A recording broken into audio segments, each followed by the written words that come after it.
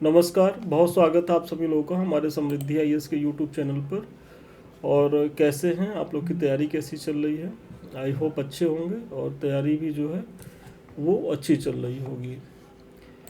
आज का जो हमारा सेशन है वो आपके मेंस को लेकर के, और इसमें हम एक प्रश्न को कवर करेंगे जो स्वेज संकट को लेकर के अच्छा प्रश्न है और महत्वपूर्ण प्रश्न है। तो आइए देखते हैं इसको। देखिए, आगे बढ़ने से पहले इसके बारे में तो आप लोग जान ही रहे होंगे कि संस्थान जो है 2 बैच चला रहा है।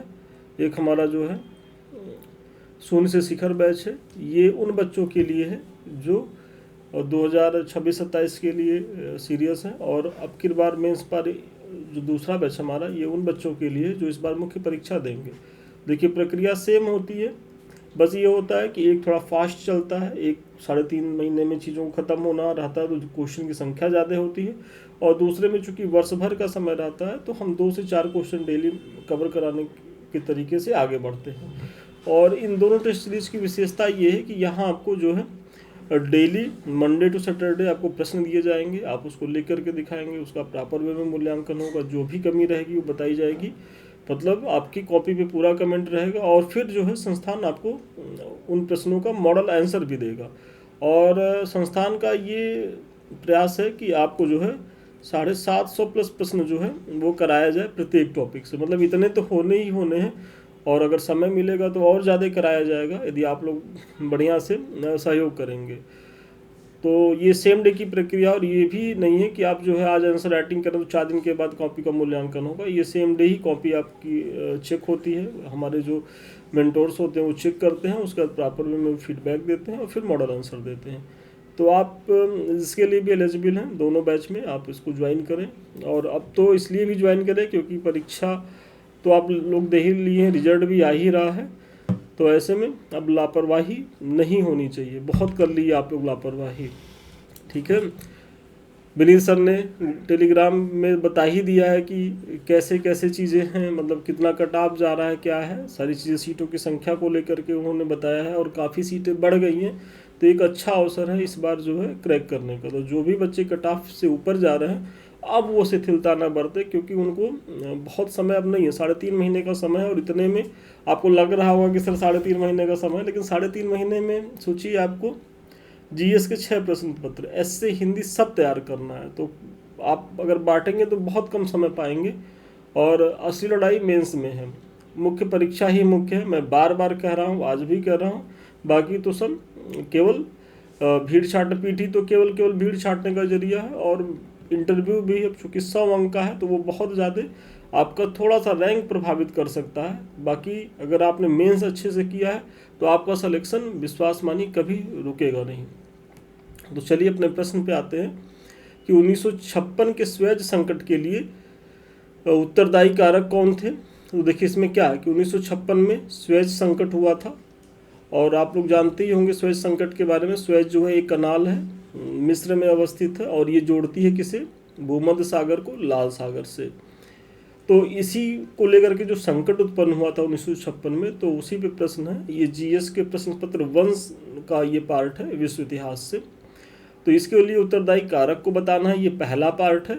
और दूसरा पार्ट क्या है कि इसने क्षेत्रीय शक्ति संतुलन को किस प्रकार बदल दिया। मतलब या ये प्रश्न जो है 2 डायमेंशंस में पूछा गया है, और आपको भी मुख्य परीक्षा में इसी तरीके से एफर्ट लगाने की ज़रूरत है। क्योंकि अगर आप जो है प्रश्न कितने डायमेंशन से पूछा गया, प्रश्न में क्या पूछा गया, ये सारी चीज़ों को ध्यान से नहीं पढ़ेंगे तो आप उत्तर सही तरीके से नहीं लिख पाएंगे। प्रश्न की जो डिमांड है उस तरीके से यदि उत्तर नहीं रहेगा तो अंक नहीं मिलेगा। तो पहली प्राथमिकता ये होनी चाहिए आप लोगों की, जब आप प्रश्न पढ़ें तो उसे बहुत ध्यान से पढ़ें। तो एक छोटी सी भूमिका दीजिए, और भूमिका देने से पहले थोड़ा सा हम एक पृष्ठभूमि बता देते हैं, कहानी सुना देते हैं। 2 मिनट में कहानी सुन लीजिए, तब जब आप इस प्रश्न को करेंगे तो ज़्यादा चीज़ें स्पष्ट होंगी। कहानी ये है कि देखिए जो 1956 के स्वेज संकट जो हुआ, तो थोड़ा सा आप पीछे जाएंगे कि भाई स्वेज जो ये नहर है ये बनी कब। तो आप अगर देखेंगे तो 1859 से लेकर के 1869 के बीच में, मतलब ये देखा जाए तो 10 वर्षों में ये नहर बन के तैयार होती है।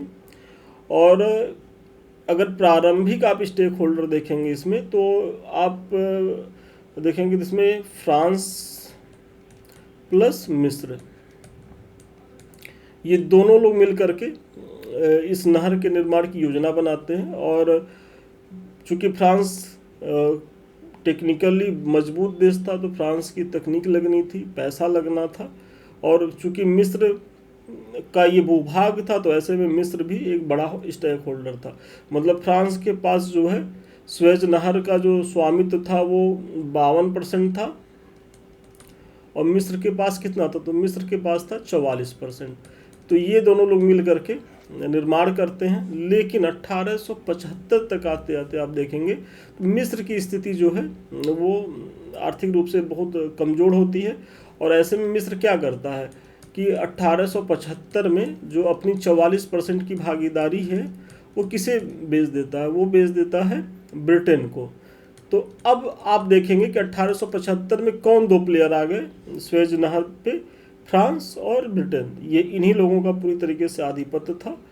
और ये ऐसा दौर था कि इस समय आप देखेंगे तो जो यूरोपीय देश थे वो पूरे देश दुनिया में छाए हुए थे। कारण ये था कि औद्योगिक क्रांति जो हुई थी उसका सर्वाधिक लाभान्वित तो अगर कोई क्षेत्र था तो यूरोप था, और यूरोप में भी सबसे अधिक ब्रिटेन लाभ उठाया, और उसके बाद फ्रांस, जर्मनी की स्थिति रही है। बाद में इसका विस्तार होता है, जापान भी डेवलप करता है, यूएसएसआर भी डेवलप करता है, यूएसए भी डेवलप करता है, लेकिन वो सब बात की चीज़ें हैं। तो ऐसे में इनके पास पैसा था, इनके पास मार्केट था, बाजार था, तो स्वेज नहर की भूमिका बहुत ज़रूरी थी। क्योंकि स्वेज नहर बन जाने से क्या था कि ये जो अगर ये चीज़ें आप मान लीजिए कि ये भूमध्य सागर है, तो यहीं से ऐसे निकाल करके ये फिर किससे जुड़ जाते थे, लाल सागर से जुड़ जाते थे, और लाल सागर फिर किससे जुड़ जाता था, अरब सागर से, और अरब सागर नीचे हिंद महासागर से। तो ये बहुत शॉर्टकट था अफ्रीका और एशिया में पहुंचने का। और अगर आप यूरोप से अगर आप वैसे जो पारंपरिक जो मार्ग था अगर वैसे आप चलते तो पूरा पूरा अफ्रीका महाद्वीप पार करके कहीं यहाँ आना होता। तो दूरी भी ज़्यादा था, ईंधन की खपत भी ज़्यादा थी, खर्चीला रास्ता था, तो ये बहुत ही ज़्यादा फ्रूटफुल था। तो ये इसीलिए इस नहर को लेकर के देश दुनिया सबकी निगाहें लगी रहती थी, और विशेषकर यूरोप की तो और ज़्यादा, क्योंकि यूरोप की तो ये एक व्यापारिक लाइफ लाइन थी व्यापार को लेकर के, और विशेषकर एशिया और अफ्रीकी देशों के साथ। तो आपने पृष्ठभूमि देख लिया। अब देखते हैं कि 1956 में एक घटना घटती है। क्या घटती है कि स्वेज नहर संकट 1956 में एक अंतर्राष्ट्रीय संघर्ष था, जिसकी शुरुआत मिस्र के राष्ट्रपति गमाल अब्देल नासिर द्वारा स्वेज नहर के राष्ट्रीयकरण से हुई। मतलब 1956 में कुछ ऐसी परिस्थितियां होती हैं कि जो मिस्र के राष्ट्रपति होते हैं गमाल अब्देल नासिर, ये स्वेज नहर का राष्ट्रीयकरण कर देते हैं, क्योंकि भाई स्वेज नहर मिस्र में ही अवस्थित है। ऐसे में वहाँ के राष्ट्रपति को पूरा अधिकार भी हमारे भूभाग में है, ये हमारे संप्रभुता की बात है, और हम इसका राष्ट्रीयकरण करें, मतलब इसको टेक ओवर कर रहे हैं और राष्ट्र को समर्पित कर रहे हैं। जिसके जवाब में ब्रिटेन और फ्रांस, भाई इसके पहले आधिपत्य ब्रिटेन फ्रांस का था, तो ब्रिटेन फ्रांस को समस्या होनी तय थी। और इसी में एक देश और निकल के आता है इजराइल। तो ब्रिटेन, फ्रांस और इजराइल ने मिलकर के एक संयुक्त हमला करने का निर्णय लिया। किसके ऊपर? मिस्र के ऊपर। और मिस्र के सपोर्ट में कौन आता है? तो यूएसएसआर आता है। और थोड़ा सा अगर आपको पृष्ठभूमि पता होगा तो द्वितीय विश्व युद्ध के बाद जो है, जब ब्रिटेन की बादशाहत कम होती है तो एक छोर पे कौन निकल के आता है? यूएसए निकल के आता है, और एक छोर पर यूएसएसआर, जिसे सोवियत रूस कहा जाता है। तो जो शीत युद्ध शुरू होता है इन्हीं दोनों के बीच शुरू होता है। तो जब यूएसएसआर कह रहा है कि हम जो है अगर मिस्र पर ब्रिटेन, फ्रांस और इजराइल यदि आक्रमण करते हैं तो हम जो है परमाणु अटैक करेंगे इन देशों पर अगर मिस्र पे हमला होता है। तो ऐसे में जो अमेरिकी राष्ट्रपति रहते हैं डी आइजनहावर, उनको थोड़ी सी चिंता होती है, वो विचलित होते हैं, क्योंकि उनको लगता है कि ये सब हमारे बहुत निकट सहयोगी हैं, और रूस चूँकि बहुत आक्रामक तरीके से अपनी चीज़ों का जो साम्यवादी जो धारा उसका प्रसार कर रहा था और देश दुनिया में, तो वो नहीं चाहते थे कि इसके माध्यम से रूस को यहाँ एक बढ़त मिल जाए। तो यहाँ होता क्या है कि जो भारत के हमारे प्रधानमंत्री रहते हैं तत्कालीन जवाहरलाल नेहरू, वो भी प्रयास करते हैं। फिर यूएनओ की भूमिका यहाँ सबसे पहली बार सकारात्मक आपको दिखेगी कि यूएनओ भी जो है इस युद्ध को टलवाने में सफल होता है, और यूएसए की भी भूमिका रहती है। तो हालांकि यूएसए इस सारे यूएनओ के हस्तक्षेप के कारण इन्हें पीछे हटना पड़ा और मिस्र पर जो है स्वेज नहर पर मिस्र का नियंत्रण बना रहा है। मतलब यूएसए, यूएसएसआर, यूएनओ और अपरोक्ष रूप से भारत की भी भूमिका थी, क्योंकि भारत से जो है ये नासिर थे, जवाहरलाल नेहरू के काफ़ी अच्छे संबंध थे। तो ऐसे में जो है युद्ध तो रुक जाता है और स्वेज नहर पे मिस्र का नियंत्रण बना रहता है। तो आपने पूरी पृष्ठभूमि देख ली और भूमिका में जो मैंने बताया वो चीज़ें समझ में आ गई होंगी आपको। और चूंकि थोड़ा सा ये लंबा इसलिए हो रहा है कि इतना अगर हम पृष्ठभूमि आपको नहीं बताएंगे तो विश्वास मानिए कि फिर आप जो है परेशान होंगे, लिंक कनेक्ट नहीं कर पाएंगे और फिर भूल जाएंगे भविष्य में। तो स्वेज नहर संकट के लिए अब उत्तरदायी कारकों की अगर आप पहचान करेंगे कि भाई क्या कारण थे कि जो स्वेज नहर संकट 1956 का उत्पन्न हुआ, तो सबसे पहला आप कारण देखेंगे तो अमेरिका एवं ब्रिटेन द्वारा आर्थिक सहायता से इनकार करना। किसे इनकार करना? मिस्र को। क्योंकि स्वेज नहर संकट में भले मालिकाना हक मिस्र के पास नहीं था, उसने अपने सारे शेयर्स को बेच दिया था 1875 में ब्रिटेन को, लेकिन चूंकि भूमि पर अवस्थित उसी की भूमि पर अवस्थित था ये स्वेज नहर, तो ऐसे में अमेरिका और ब्रिटेन ये लोग क्या है कि कुछ आर्थिक सहायता प्रदान करते थे मिस्र को, लेकिन ये सहायता रोक दी जाती है। तो एक कारण आर्थिक हो जाता है कि भाई मिस्र इससे क्षुब्ध था। फिर मिस्र की सोवियत संघ से निकटता। तो 1955 में क्या है कि मिस्र ने चेकोस्लोवाकिया के साथ एक हथियार समझौता किया, जिससे मिस्र को सोवियत लड़ाकू विमानों, बम बर्षकों और टैंकों की जो है वो प्राप्ति होनी थी। इसने यूरोपीय शक्तियों और अमेरिका को नाराज कर दिया। तो जो स्वेज कनाल को लेकर के जो 1956 का एक संकट है, इसकी अगर पृष्ठभूमि में देखेंगे तो जो नासिर होते हैं वो एक समझौता करते हैं 1975 में किसके साथ? चेकोस्लोवाकिया के साथ। तो उसमें क्या है कि रूस से रक्षा से संबंधित तमाम सामानों को आयात करना था।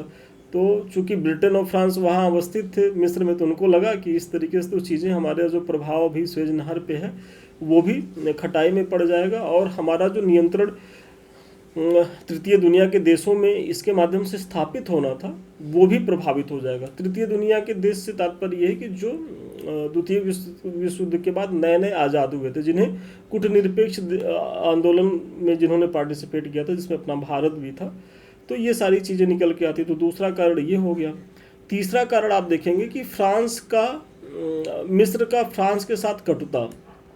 स्वेज नहर के राष्ट्रीयकरण के अलावा अल्जीरिया में विद्रोहियों की सहायता करने के मिस्र के निर्णय ने फ्रांस को जो है वो रुष्ट कर दिया था।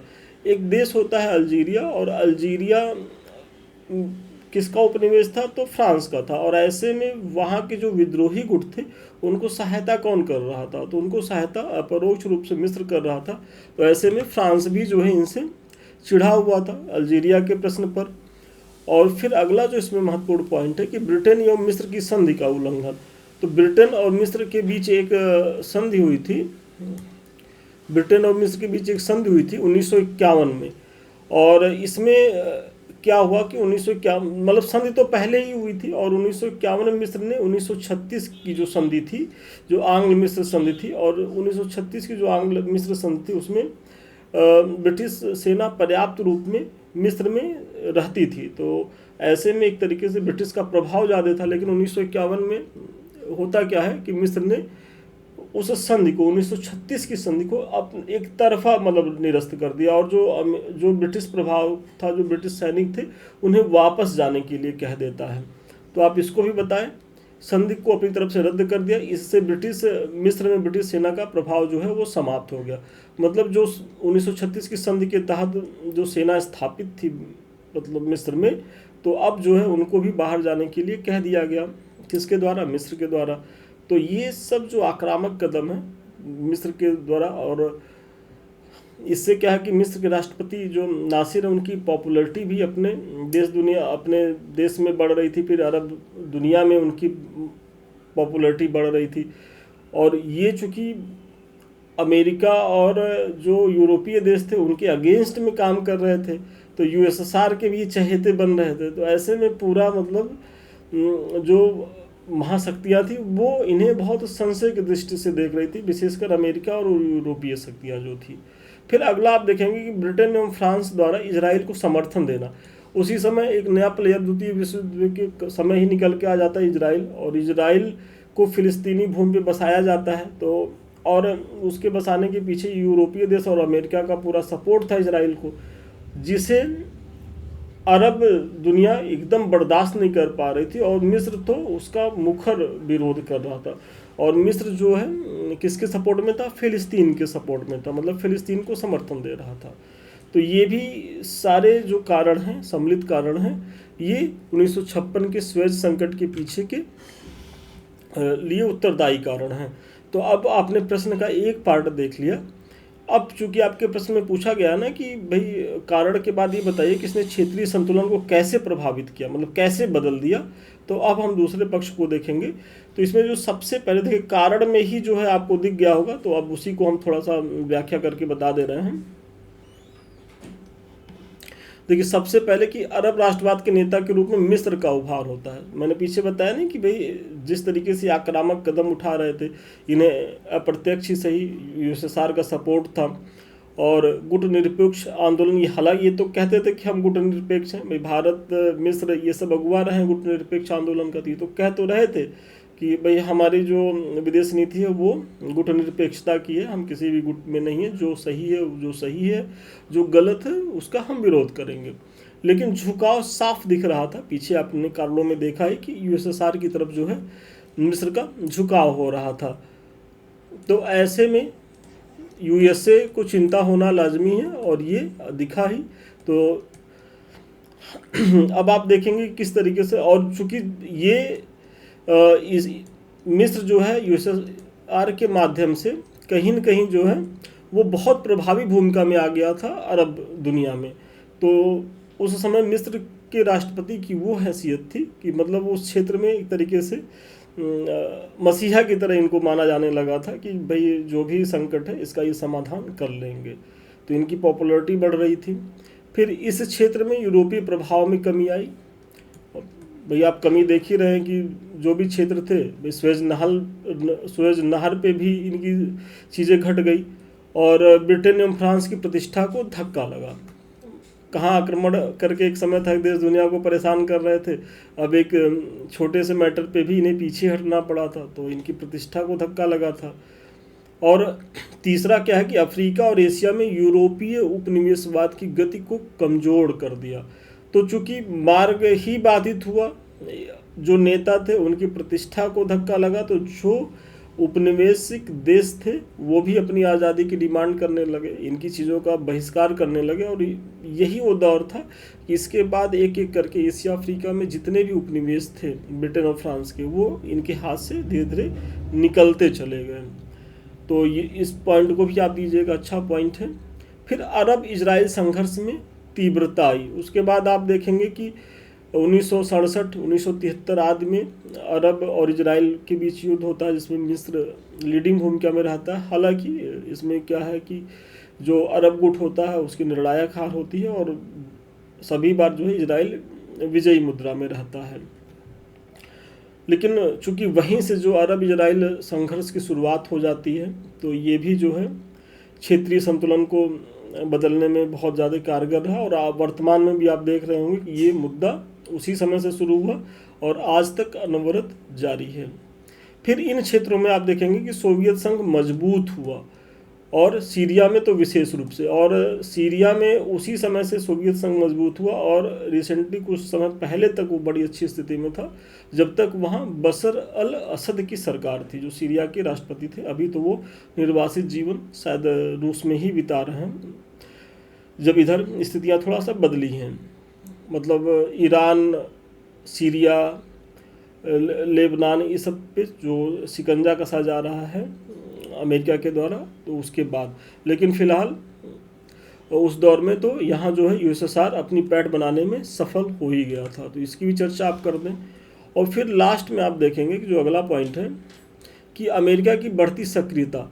तो अमेरिका 1957 में आइजनहावर सिद्धांत के तहत आर्थिक और सैन्य सहायता देने का वचन दिया। क्योंकि अब यहाँ पीछे मैंने बताया ना कि सीरिया में यूएसएसआर आ गया था, मिस्र भी कहीं न कहीं यूएसएसआर के खेमे में ही जाता दिख रहा था।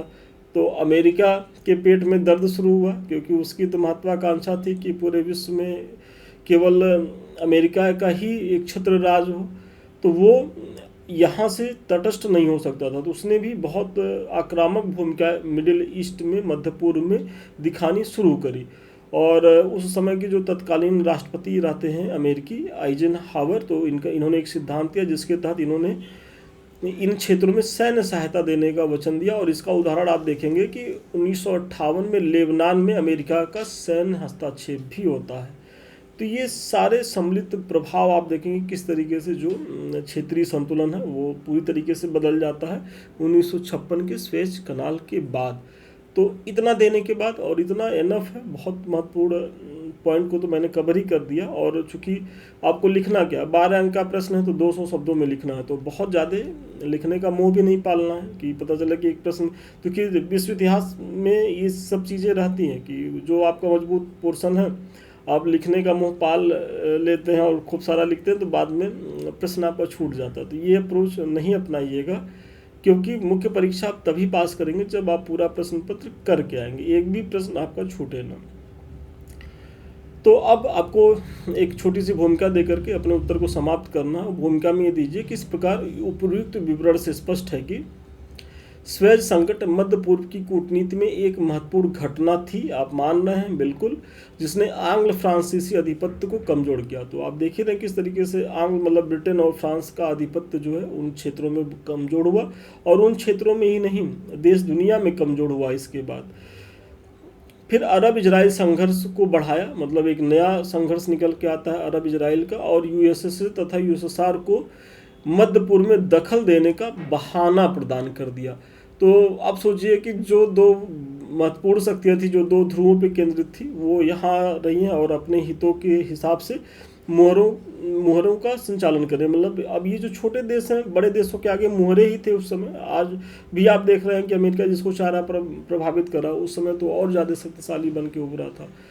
तो ऐसी स्थिति में क्या होता है कि आंग्ल फ्रांसीसी जो वर्चस्व वो समाप्त होता है, इजराइल अरब एक नया समस्या उत्पन्न होती जो अनवरत आज भी जारी है, और यूएसएसआर और यूएसए को जो है यहाँ स्थापित होने का बहाना मिल जाता है। तो इस तरीके से आप करके निष्कर्ष दे करके उत्तर को समाप्त कर लें।